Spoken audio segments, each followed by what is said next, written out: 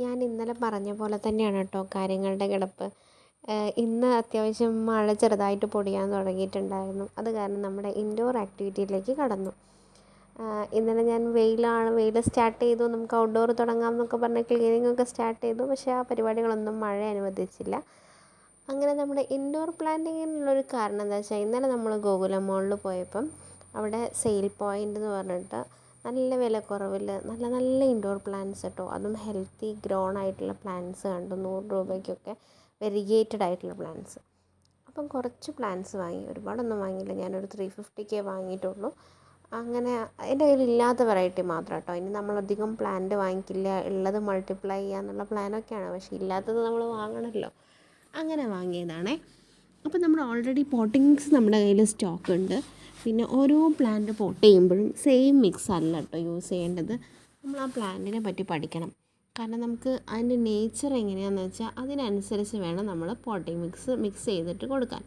അല്ലാതെ നമ്മൾ ഒറ്റയടിക്ക് എല്ലാം കൂടെ ഒരു പോട്ടിംഗ് മിക്സ് ആക്കി വെച്ചാൽ ചില പ്ലാന്റ്സിന് ഒരുപാട് കൊക്കോപീറ്റ് പറ്റില്ല. കാരണം അതിൻ്റെ തണ്ട് പെട്ടെന്ന് ബ്രേക്കബിൾ ആണെങ്കിൽ അതിൻ്റെ അർത്ഥം എന്താ വെച്ചാൽ അത് പെട്ടെന്ന് ചീഞ്ഞു പോകാൻ ചാൻസ് ഉള്ള പ്ലാന്റ് ആണെന്നാണ്.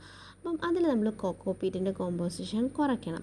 അതുപോലെ തന്നെ ചില പ്ലാന്റ്സിന് കൊക്കോപീറ്റ് വേണം മോയ്സ്ചർ കണ്ടൻറ്റ് നിലനിർത്താൻ വേണ്ടിയിട്ട്.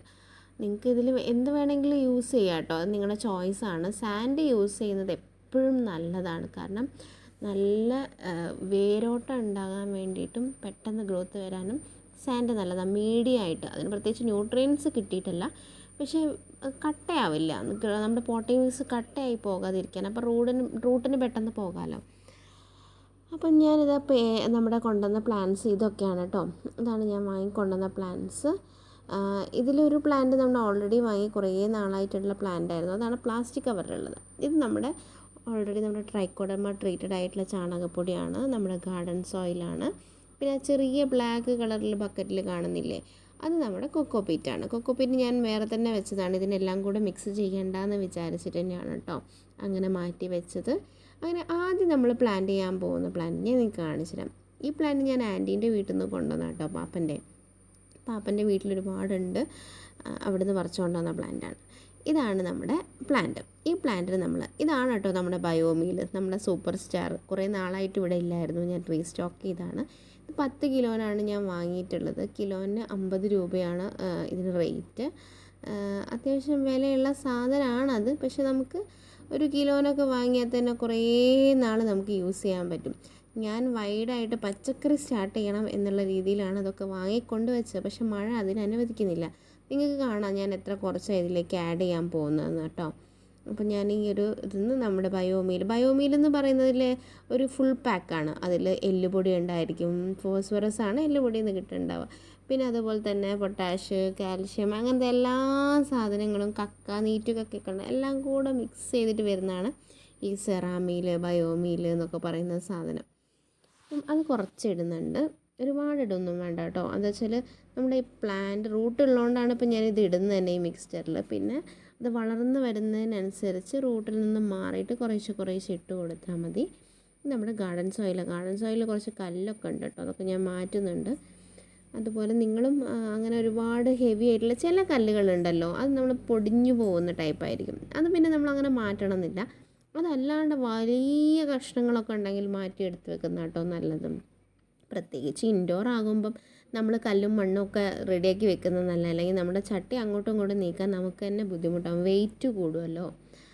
ഇത് നമ്മുടെ ചാരത്തിൻ്റെ, അതായത് ആഷില്ലേ, വെണ്ണീരിൻ്റെ കവറാട്ടോ. ഇങ്ങനൊരു കവർ അടുപ്പിൻ്റെ താഴെ ചെയ്യാറ്. ഇതിൽ നിന്നാണ് നമ്മൾ തെങ്ങിൻ തൈക്കാണെങ്കിലും അതുപോലെ തന്നെ കവുങ്ങിൻ തൈക്കാണെങ്കിലും നമ്മുടെ ചെടികൾക്കാണെങ്കിലും ഒക്കെ എടുക്കാറുള്ളത്. അപ്പോൾ അത് നമ്മൾ കുറച്ച് വെണ്ണീർ എടുത്തിട്ടുണ്ട്. വെണ്ണീർ എപ്പോഴും യൂസ് ചെയ്യുന്നത് നല്ലതാണ് കേട്ടോ, അതിൻ്റെ ആൽക്കലൈനിറ്റി നിലനിർത്താൻ വേണ്ടിയിട്ട്.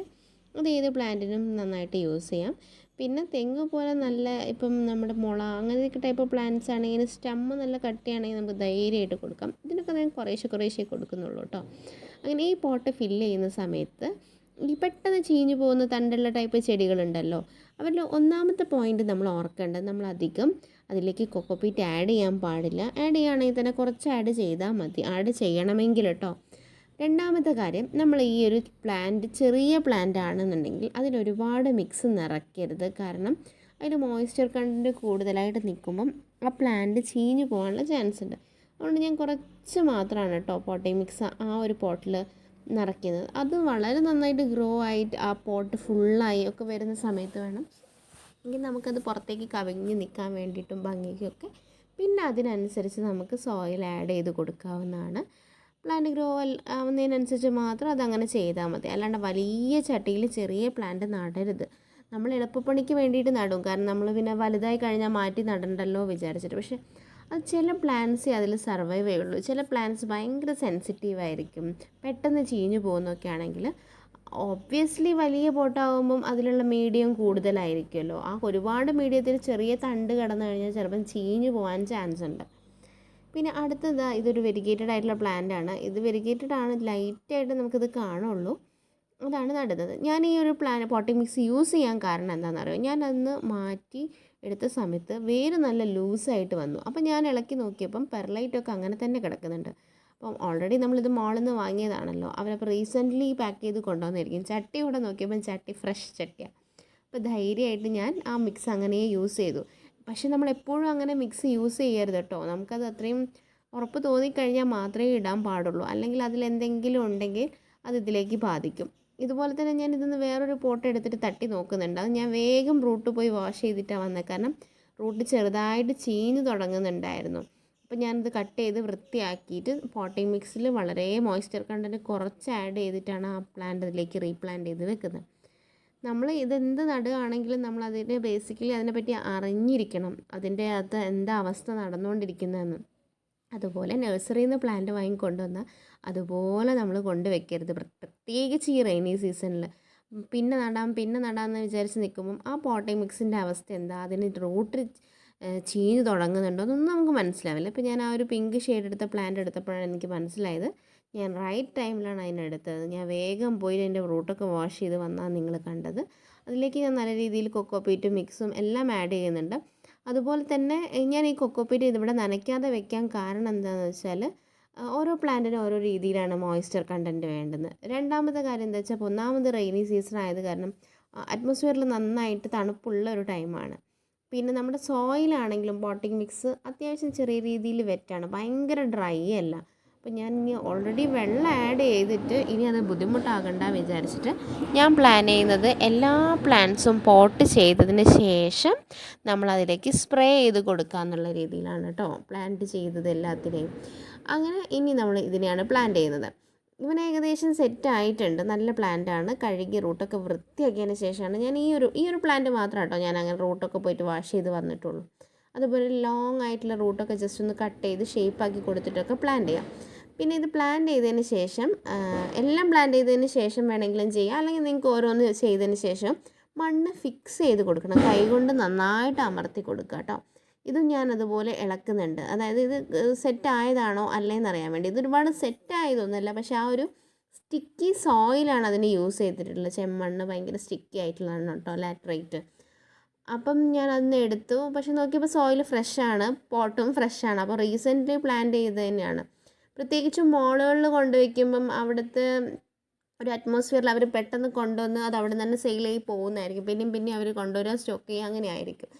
അപ്പം ആ പോട്ട് അത്യാവശ്യം നല്ലൊരു ഇതായിട്ട് എനിക്ക് തോന്നി, പുതിയ പോട്ടാണ്. അതുപോലെ തന്നെ ആ പ്ലാന്റ് അത്യാവശ്യം നനഞ്ഞ് നിൽക്കണം. അപ്പം ഞാൻ ഉണങ്ങിയ കൊക്കോപീറ്റ് തന്നെയാണ് ആഡ് ചെയ്ത് കൊടുക്കുന്നുള്ളത്. അങ്ങനെ എല്ലാത്തിനെയും സെറ്റാക്കി കൊണ്ടുവന്നത്. അപ്പം നമ്മൾ 4 പ്ലാന്റ് ആണല്ലോ കൊണ്ടുവന്നത്, നമ്മുടെ കയ്യിലാണെങ്കിൽ 5 ചട്ടിയുണ്ട്. അപ്പം കുറേ നാളായി ഞാൻ പീസ് ലില്ലി മാറ്റി നടണം എന്ന് വിചാരിക്കുന്നു. നമ്മൾ ഔട്ട്ഡോർ ആയിട്ട് കൊണ്ടുവച്ചിട്ടുണ്ടായിരുന്നു നമ്മുടെ ഒരു ഫൈക്കസ് പ്ലാന്റിൻ്റെ ചട്ടിയിലാണ് ഞാൻ ഈ ഒരു ഇത് നട്ടിരുന്നത്, പീസ് ലില്ലി നട്ടിരുന്നത്. പക്ഷെ അത് അത്ര ഫ്ലോപ്പായിപ്പോയി കേട്ടോ. ഫൈക്കസ് പ്ലാന്റിൻ്റെ കൂടെ നമ്മൾ അങ്ങനെ വേറെ ഒന്നും നടാതെ ഇരിക്കുന്നതാണ് നല്ലത്. കാരണം എന്ന് വെച്ചാൽ ഫൈക്കസ് പ്ലാന്റ് അഡാപ്റ്റ് ആയിട്ട് വരാൻ, അതിൻ്റെ പുതിയൊരു അറ്റ്മോസ്ഫിയറിലേക്ക് നമ്മൾ മാറ്റി നടുമ്പം അത് അഡാപ്റ്റ് ആയിട്ട് വരാൻ കുറച്ച് ടൈം എടുക്കും. അതുപോലെ അതിൻ്റെ വാട്ടറിങ് രീതിയും ഡിഫറെൻ്റ് ആണ്. അതിന് വാട്ടറിങ്ങും അതുപോലെ തന്നെ നമ്മുടെ ഈ ഒരു പീസ് ലില്ലീൻ്റെ ടൈപ്പ് പ്ലാന്റും ഡിഫറെൻ്റ് ആണ്. അപ്പോൾ അത് അത്ര ഫ്ലോപ്പായപ്പോൾ ഞാൻ 2 പ്ലാന്റും പോകാതിരിക്കാൻ വേണ്ടിയിട്ട് 2നെ ഐസൊലേറ്റ് ചെയ്തിട്ട് വെച്ചു. പക്ഷേ അതിന് 2നും വലിയൊരു ഗ്രോത്ത് ഉണ്ടായിട്ടുണ്ടായിരുന്നില്ല. ഇപ്പം ഞാൻ പോയി നോക്കിയ സമയത്താണ് ഫൈക്കസ് പ്ലാന്റ് ഒന്ന് റെഡിയായി വരുന്നുണ്ട് കേട്ടോ. അപ്പോൾ റെഡിയായി വരുന്നത് കണ്ടപ്പം ഇനി എന്തായാലും ഒരു ഇളം വെയിലൊക്കെ കൊണ്ടുവച്ച് അത്യാവശ്യം അതിന് ന്യൂട്രിയൻസ് ഒക്കെ ആഡ് ചെയ്ത് ഇലയൊക്കെ നന്നായിട്ട് വേപ്പിൻ ഓയിലുണ്ടല്ലോ, നമ്മുടെ നീം ഓയിൽ, അത് വെച്ച് തുടച്ച് വൃത്തിയാക്കി നല്ല ഹെൽത്തി ആക്കി കൊണ്ടുവരണം. കുറേ പണിയുണ്ട് നമ്മുടെ ഫൈക്കസ് പ്ലാന്റിന്. അതും ഈ പറഞ്ഞ പോലെ വെയിലുള്ളൊരു ദിവസം ഞാൻ നിങ്ങളെ കാണിക്കാം കേട്ടോ. ഞാൻ ഒരിക്കലും ഇനി വെയിൽ നാളെ ഉണ്ടാവും മറ്റന്നാൾ ഉണ്ടാവും എന്നൊന്നും പറയുന്നില്ല, കാരണം ഇത്രയും നാളും ഞാൻ പറഞ്ഞത് ജസ്റ്റ് ഓപ്പോസിറ്റാണ്. അപ്പോൾ എൻ്റെ പ്ലാന്റിങ് പരിപാടികളൊക്കെ കഴിഞ്ഞ് തുടങ്ങിയപ്പോഴാണ് കേട്ടോ വെയിൽ മെല്ലെ മെല്ലെ ഇങ്ങനെ ഇട്ട് വന്നുകൊണ്ടിരിക്കുന്നത്. പക്ഷേ അതും അത്രയും കൊണ്ട് സ്ട്രോങ് വെയിലല്ല. പിന്നെ ഫൈക്കസ് പ്ലാന്റ് ഒന്നും നിങ്ങൾ ആരും ദയവ് ചെയ്തിട്ട് വെയിലത്ത് കൊണ്ടുപോയി വെക്കരുത് കേട്ടോ. വെയിലുള്ള സമയത്ത് ഞാൻ ഈ ഒരു പണികൾ എളുപ്പമായതുകൊണ്ടാണ് അങ്ങനെ ചെയ്യാമെന്ന് പറഞ്ഞത്. സെമി ഷെയ്ഡിൽ മാത്രം വെച്ചാൽ മതി. ഞാനൊരു ദിവസം നല്ല വെയിൽ കൊള്ളട്ടെ എന്ന് വിചാരിച്ച് കൊണ്ടുവച്ചിട്ട് ഇലയൊക്കെ പെട്ടെന്ന് അങ്ങോട്ട് കളറ് മാറി, അതുപോലെ തന്നെ ഇതായിപ്പോയി, ഭയങ്കര ഡ്രൈ ആയിപ്പോയി. അപ്പം അതിനുശേഷം ഞാൻ ആ പണി ചെയ്തിട്ടില്ല. നിങ്ങളാരും ഫൈക്കസ് പ്ലാന്റ് ദയവ് ചെയ്തിട്ട് അങ്ങനെ കൊണ്ടുവയ്ക്കരുത്, കാരണം അത് റെയിനി ഫോറസ്റ്റിലുള്ള പ്ലാന്റാണ് ഫൈക്കസ് പ്ലാന്റ്. ആ ഫൈക്കസ് പ്ലാന്റിന് നമ്മൾ ആ ഒരു റെയിനി ഫോറസ്റ്റിലുള്ളത് കൊണ്ട് ഹ്യൂമിഡിറ്റിയും അതുപോലെ തന്നെ തണുപ്പ് അങ്ങനെ ഒരു ആംബിയൻസിൽ നിൽക്കുന്ന സാധനത്തിന് വെയിൽ തീരെ ടോളറേറ്റ് ചെയ്യാൻ പറ്റില്ല. സെമി ഷെയ്ഡൊക്കെ ഓക്കെയാണ്, അത്രയും മതി അതിന്. അപ്പോൾ വീഡിയോ ഇഷ്ടമായെന്ന് വിചാരിക്കുന്നു. Thank you for watching. നിങ്ങളെ വിലയേറിയ അഭിപ്രായങ്ങളും അതുപോലെ തന്നെ സജഷൻസും ഒക്കെ കമൻറ്റ് ബോക്സിലിടുക. അപ്പം have A nice day. Thank you.